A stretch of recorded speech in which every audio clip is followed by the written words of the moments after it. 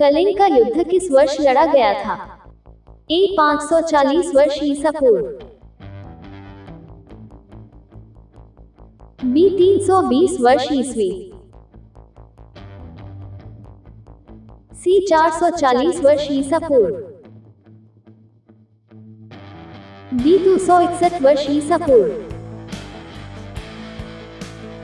उत्तर D 261 वर्ष ईसा पूर्व। कलिंग का युद्ध 261 ईस्वी में मौर्य सम्राट अशोक और कलिंग वर्तमान ओडिशा के बीच लड़ा गया था। ये युद्ध भारतीय इतिहास के सबसे भीषण युद्धों में से एक माना जाता है। कलिंग युद्ध की कहानी।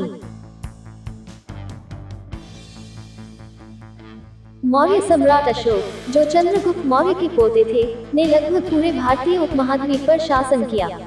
लेकिन कलिंग एकमात्र ऐसा राज्य था जो मौर्य साम्राज्य का हिस्सा नहीं था। ये राज्य स्वतंत्र था और व्यापार व समुद्री मार्गों के लिए बहुत महत्वपूर्ण था।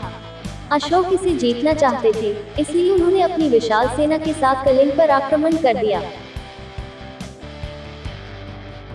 युद्ध की विभीषिका। कलिंग की जनता ने वीरता से संघर्ष किया, लेकिन वे विशाल मौर्य सेना के सामने टिक नहीं सके।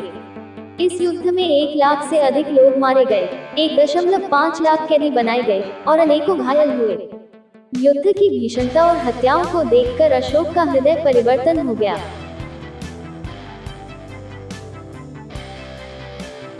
हृदय परिवर्तन और धम्म की ओर झुकाव। जब अशोक ने युद्ध के बाद चारों ओर मृतकों के ढेर देखे, महिलाओं और बच्चों की चीखें सुनी, तो वे अत्यंत व्यथित हो गए।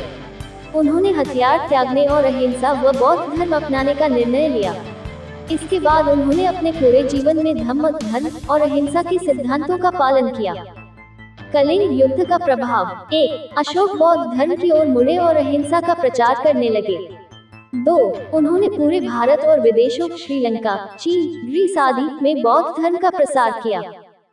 3. मौर्य साम्राज्य में अशोक ने हिंसा रहित शासन की नीति अपनाई और धम्म का प्रचार किया। 4. इस युद्ध ने भारतीय इतिहास को बदल दिया, क्योंकि एक महान सम्राट ने हिंसा छोड़कर शांति का मार्ग अपनाया। निष्कर्ष। कलिंग युद्ध सिर्फ एक सैन्य संघर्ष नहीं था, बल्कि यह इतिहास में हृदय परिवर्तन और शांति की ओर अग्रसर होने का सबसे बड़ा उदाहरण बन गया। इस युद्ध के बाद अशोक धम्माशोक के नाम से प्रसिद्ध हुए और बौद्ध धर्म के सबसे बड़े प्रचारक बने।